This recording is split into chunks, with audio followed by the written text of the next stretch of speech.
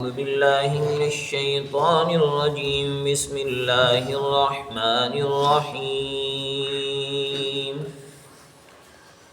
والضحى والليل إذا سجى ما ودعك ربك وما قلى وللآخرة خير لك من الأولى ولسوف يعطيك ربك فترضى ألم يجدك يتيما فآوى ووجدك ضالا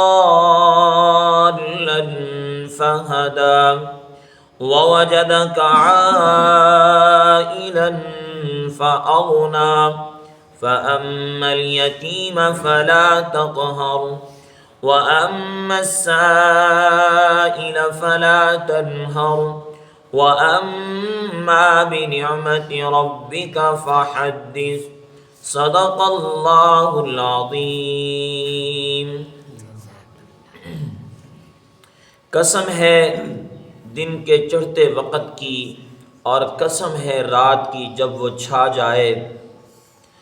آپ کے رب نے آپ کو نہیں چھوڑا اور نہ ہی آپ کو بھولا، اور آخرت بہتر ہے آپ کے لیے دنیا سے، اور ان قریب آپ کا رب آپ کو عطا کرے گا کہ آپ راضی ہو جائیں گے. کیا نہیں پایا آپ کو یتیم پھر اس نے ٹھکانہ دیا، اور آپ کو پایا راہ سے بھولا ہوا یا بے خبر پھر اس نے راستہ بتلایا، اور آپ کو پایا نادار پھر اس نے آپ کو مالدار کر دیا. بہرحال یتیم کو نہ جھڑکیے یا سختی نہ کیجیے، اور سائل کو نہ جھڑکیے، اور اپنے رب کی نعمت کو یاد کیجیے. یہ سورۃ الضحیٰ مکی سورت ہے. اللہ رب العزت نے اس سورت کے اندر حضور صلی اللہ علیہ وسلم کی عظمت کا تذکرہ کیا، آپ کی شان کا تذکرہ کیا، اور اسی طرح آپ صلی اللہ علیہ وسلم کو تسلی بھی دی. اس صورت میں اس صورت کو جو شان نزول ہے، حدیث مبارکہ میں آتا ہے کہ یہ صورت کس موقع پہ اتری.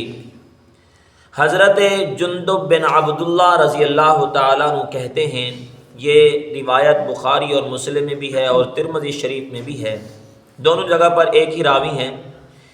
فرماتے ہیں کہ حضور علیہ السلام کی انگلی مبارک زخمی ہو گئی. آپ علیہ السلام نے جب اپنی انگلی کے زخم کو دیکھا تو آپ نے فرمایا کہ تو ایک انگلی ہی تو ہے جو زخمی ہوئی ہے، اور وہ بھی اللہ کی راہ میں ہوئی ہے. اس واقعہ کے بعد آپ صلی اللہ علیہ وسلم پر کچھ دن کے لیے وحی آنا بند ہو گئی.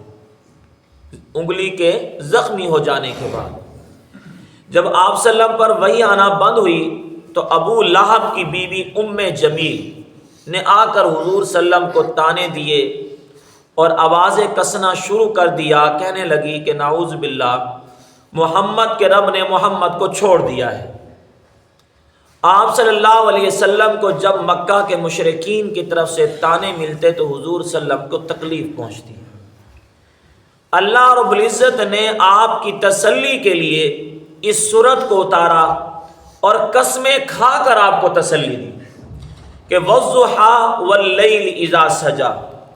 قسم ہے اس وقت کی جس وقت دن چڑھتا ہے، روشنی پھیلتی ہے، اور رات کی کہ جب وہ چھا جاتی ہے.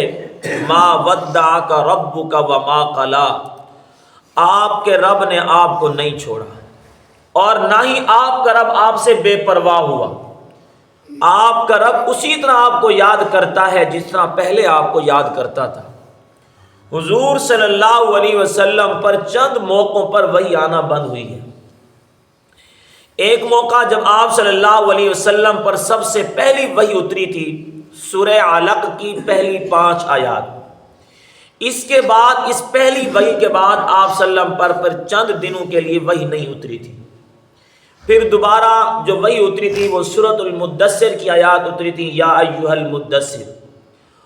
اور اسی طرح ایک موقع حضور صلی اللہ علیہ وسلم پر وحی آنا بند ہوئی جب مکہ کے لوگوں نے حضور صلی اللہ علیہ وسلم سے سوال کیے تھے کہ روح کیا چیز ہے اور ذوالقرنین بادشاہ کون ہے اور اصحاب کہف کون لوگ تھے، آپ صلی اللہ علیہ وسلم نے فرمایا کہ میں ان کا جواب آپ کو کل دوں گا، تو آپ ساتھ انشاءاللہ کہنا بھول گئے تھے، تو آپ صلی اللہ علیہ وسلم پر کچھ دن کے لیے وہی آنا بند ہوئی، پھر وہی اتری تھی کہ اے محبوب جب بھی آپ یہ فرمائیں کہ میں کل کروں گا کل کہوں گا تو ساتھ انشاءاللہ کہا کریں۔ اور اسی طرح ایک موقع یہ بھی ہے جس کا جو صورت شان نزول ہے اس کا صورت الضحیٰ کا، کہ جب آپ کی انگلی مبارک زخمی ہوئی تھی تو آپ نے انگلی سے یہی فرمایا تھا خطاب کر کے، تو ایک انگلی ہی تو ہے جو اللہ کی راہ میں زخمی ہوئی ہے، تو چند دن کے لیے وہی بند ہوئی، اللہ نے پھر تسلی کے لیے اس صورت کو اتار دیا۔ جیسا کہ میں آپ کو پہلے کئی دفعہ عرض کر چکا ہوں کہ یہ پورا کا پورا قرآن نہ ہمارے نبی کی تسلی کے لیے، اللہ رب العزت نے تورات، زبور، انجیل کو ایک دفعہ اتارا ہے اور کتابی شکل میں اتارا ہے، اور قرآن مجید جو اترا ہے نا وہ 23 سال کے عرصہ میں اترا اور کتابی شکل میں نہیں اترا، بلکہ قرآن اترا ہے آپ صلی اللہ علیہ وسلم کے دل پہ اترا ہے۔ یہ کیا وجہ ہے؟ مفسرین نے لکھا یہ 23 سال کا عرصہ کیوں لگایا، یہ قرآن کو کتابی شکل میں نہیں بلکہ آپ کے دل پہ کیوں اتارا ہے؟ ان ساری باتوں کا مقصد حضور صلی اللہ علیہ وسلم کے لیے تسلی کا پیغام ہے کہ جب بھی کہیں پر آپ صلی اللہ علیہ وسلم کو تکلیف ہوئی، پریشانی ہوئی، اللہ نے تسلی کے لیے قرآن بھیج دیا۔ تو فرمایا کہ ما ودعک ربک وما قلی، آپ کے رب نے آپ کو نہیں چھوڑا نہ آپ سے بھولا، وَلَلْآخِرَةُ خَيْرٌ لَكَ مِنَ الْأُولَى، فرمایا آپ کے لیے آخرت بہتر ہے دنیا سے، یقیناً بہتر ہے۔ یہ لوگ آپ کو جو تانا دے رہے ہیں نا یہ دنیا کے تانے ہیں، اور یہ تانا دینے والے دنیا کے اندر ذلیل ہوں گے، آخرت تو ان کی جہنم پکی ہے، دنیا کے اندر ذلیل ہوں گے اور آپ کے سامنے ہی ذلیل ہوں گے۔ اور کیا ہوا کہ حضور صلی اللہ علیہ وسلم کے لیے پھر وقت آیا، اللہ کے نبی علیہ السلام نے مکہ کو بھی فتح کیا اور مدینہ پر بھی آپ کی حکومت قائم ہوئی اور مختلف علاقوں پر حکومت قائم ہوئی۔ پھر یہی لوگ جو مکہ کی سرزمین پر رہ کر حکومت کر رہے تھے، سن 8 ہجری کو باقاعدہ اللہ نے قرآن کی شکل میں اعلان کر دیا کہ براءۃ من اللہ ورسولہ الی الذین عاہدتم من المشرکین فسیحوا فی الارض 4 اشہر، لہٰذا جو مکہ کے رہنے والے مشرک اور کافر ہیں سب کو یہاں سے نکال دیا جائے۔ تو اللہ رب العزت کہہ رہے ہیں آپ صلی اللہ علیہ وسلم کو تسلی دی کہ آپ کے لیے یہ دنیا، اپنی آخرت بہتر ہے اس دنیا سے، کہ دنیا کی تکلیفیں چند دنوں کی ہیں اور یہ دنیا میں تانے دینے والے یہ ذلیل ہو جائیں گے۔ وَلَسَوْفَ يُعْطِيكَ رَبُّكَ فَتَرْضَىٰ، آپ کا رب آپ کو اتنا دے گا کہ آپ راضی ہو جائیں۔ حدیث میں آتا ہے کہ حضور صلی اللہ علیہ وسلم پر جب یہ آیت اتری کہ وَلَسَوْفَ يُعْطِيكَ رَبُّكَ فَتَرْضَىٰ، کہ آپ کا رب آپ کو اتنا دے گا کہ آپ راضی ہو جائیں گے، حضور علیہ السلام نے فرمایا کہ میں اس وقت اپنے اللہ سے راضی نہیں ہوں گا جب تک میرا ایک امتی بھی جہنم کے اندر باقی رہے گا، ایک امتی بھی، میں اس وقت تک اللہ سے راضی نہیں ہوں گا۔ اور بلکہ حدیث میں یوں آتا ہے اللہ پوچھیں گے اے محمد آپ راضی ہیں؟ تو حضور صلی اللہ علیہ وسلم اس وقت رضا کا اعلان فرمائیں گے کہ جس وقت آپ کا آخری امتی جہنم سے نکال کر جنت میں لایا جائے گا، تو آپ فرمائیں گے رضیت یا رب، اے اللہ اب میں آپ سے راضی ہوں۔ تو آپ صلی اللہ علیہ وسلم کے لیے یہ بھی تسلی کا پیغام ہے کہ اے محبوب ہم آپ کو راضی کریں گے، یہ آپ کے لیے رضا ہے۔ اور اسی طرح ایک حدیث میں یوں آتا ہے، ایک دن حضور صلی اللہ علیہ وسلم نے قرآن کی 2 آیتیں پڑھی، ایک آیت جو کہ حضرت ابراہیم علیہ السلام کے متعلق ہے کہ آپ نے کہا کہ جو شخص میری اتباع کرے، میری فرما برداری کرے، فمن تبعنی فانہ منی ومن عصانی فانک غفور رحیم۔ ابراہیم السلام نے کہا اللہ سے کہ یا اللہ جو میری اتباع کرے وہ تو میرا ہے، جو میری نافرمانی کرے نا تیری مرضی اسے معاف کرے، تیری مرضی اسے بخش دے۔ اور اسی طرح حضرت عیسیٰ علیہ السلام کے متعلق انہوں نے اللہ تعالیٰ سے کہا کہ ان تعذبہم فإنہم عبادک وإن تغفر لہم فإنک انت العزیز الحکیم، یا اللہ اگر تو ان کو عذاب دے تیرے بندے ہیں، ان کو معاف کر دے تیرا معاملہ ہے، یعنی کہ بندوں کا معاملہ، اپنی امت کا معاملہ اپنے رب کے سپرد کر دیا، اپنی امت کے لیے وہ فکر نہ کی جو ہمارے نبی نے اپنی امت کے لیے فکر کی۔ تو حضور نے ان 2 آیتوں کو پڑھا، ان 2 کے پڑھنے کے بعد حضور نے رونا شروع کر دیا اور آپ نے ہاتھ اٹھائے اور حدیث میں آتا ہے اتنا روئے آپ ہاتھ اٹھا کر کہ آپ کے ہر لفظ پہ اپنی امت کو یاد کرنا تھا۔ جبرائیل علیہ السلام کو اللہ نے بھیج دیا، اللہ نے فرمایا کہ اے محبوب، اے جبرائیل جاؤ میرے محبوب کے پاس اور اس سے پوچھ کے آؤ کہ میرے محبوب اتنا کیوں رو رہے ہیں، جبکہ اللہ کو علم تھا لیکن حضور کی تسلی کے لیے کہ جاؤ میرے نبی سے پوچھ کے آؤ۔ جبرائیل السلام آئے اور پوچھا یا رسول اللہ آپ اتنا کیوں رو رہے ہیں؟ حضور علیہ السلام نے فرمایا کہ میں اس وقت تک اپنے اللہ سے راضی نہیں ہوں گا جب تک میرا ایک امتی بھی جہنم سے نکال کر جنت میں نہیں لایا جائے گا۔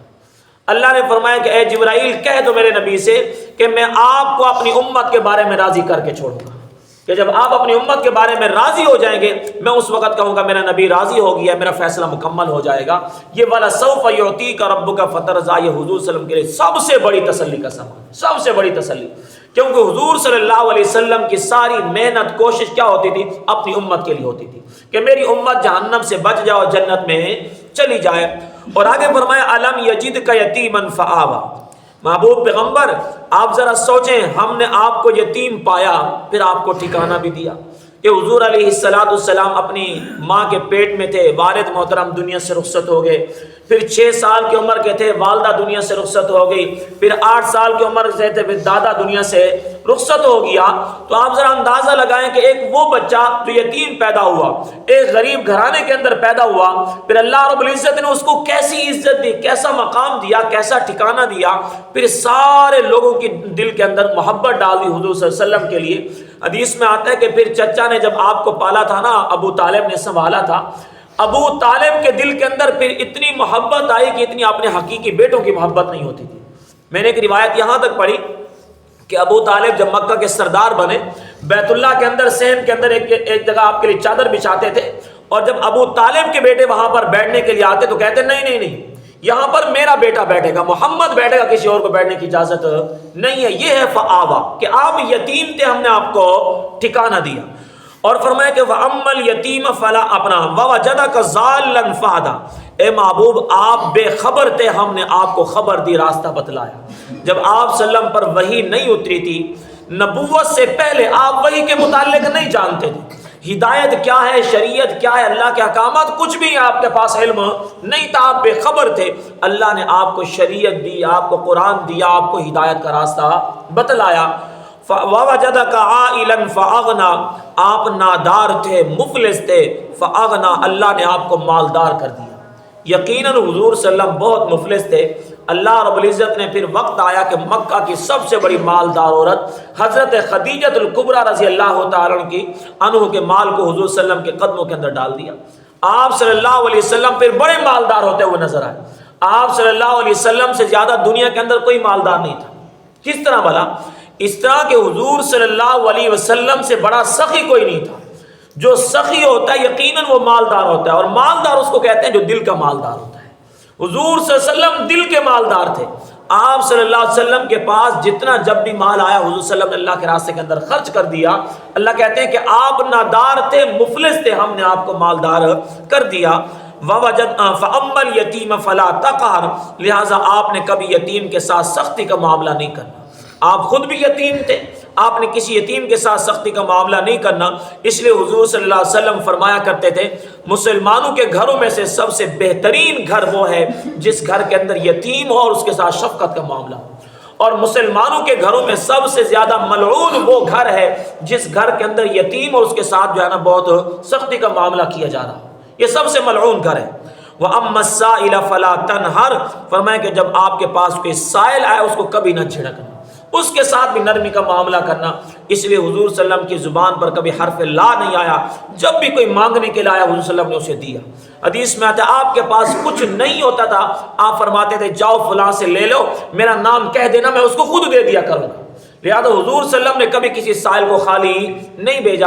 اور ایک حدیث میں یوں آتا ہے کہ آپ صلی اللہ علیہ وسلم مانگنے والے کو بسا اوقات اتنا دیا کرتے تھے، وہ مانگنے والے کو پھر کسی سے مانگنے کی ضرورت ہی نہ رہتی تھی، وہ خود مالدار ہو جاتا تھا۔ حضور صلی اللہ علیہ وسلم اس کو اتنا دیا کرتے تھے۔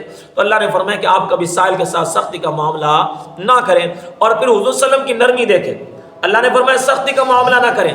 پھر ایسا وقت آیا کہ حضور صلی اللہ علیہ وسلم نے اپنے کپڑے بھی دے دیے، حدیث میں آتا ہے اپنے کپڑے تک بھی دے دیے۔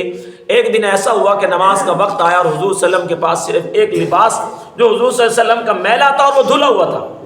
آپ صلی اللہ علیہ وسلم نے اس کو خوش ہو کر پہننا تھا اور اسے نماز کا وقت ہو گیا. حضرت بلال حبشی رضی اللہ عنہ یا رسول اللہ نماز کا وقت ہو گیا. آپ علیہ السلام نے فرمایا میرا لباس گیلا ہے, میں پہن کے تھوڑی دیر کے بعد آ جاتا ہوں. اللہ تعالیٰ نے یہ 15 پارے کی آیت ہے, اللہ نے فرمایا میرے محبوب پیغمبر آپ ایسی سخاوت بھی نہ کریں, اپنا سب کچھ دے دیں اور خود پھر ہاتھ ملتے ہوئے بیٹھ جائیں. اتنا کریں کہ اپنی ضرورت کے لیے اپنے لیے کچھ نہ کچھ رکھ دیں. یعنی کہ حضور صلی اللہ علیہ وسلم نے اپنا سب کچھ لوگوں کے لیے قربان کیا. اللہ کے اس حکم پر کبھی سائل کو جھڑکنا نہیں ہے. اور آگے فرمایا وَأَمَّا بِنِعْمَتِ رَبِّكَ فَحَدِّثْ, اپنے رب کی نعمتوں کو ہمیشہ یاد رکھنا ہے. یہ ہوتا ہے اللہ کا شکر ادا کرنے کا طریقہ. جب انسان پر نعمت ہے اور انسان اس نعمت کو یاد کرے تو انسان اللہ کا گویا کہ شکریہ ادا کر رہا ہوتا ہے. انسان کو انسان کا بھی شکریہ ادا کرنے کا حکم ہے, انسان کو اللہ کا بھی شکریہ ادا کرنے کا حکم ہے. اللہ عمل کرنے سمجھنے کی توفیق عطا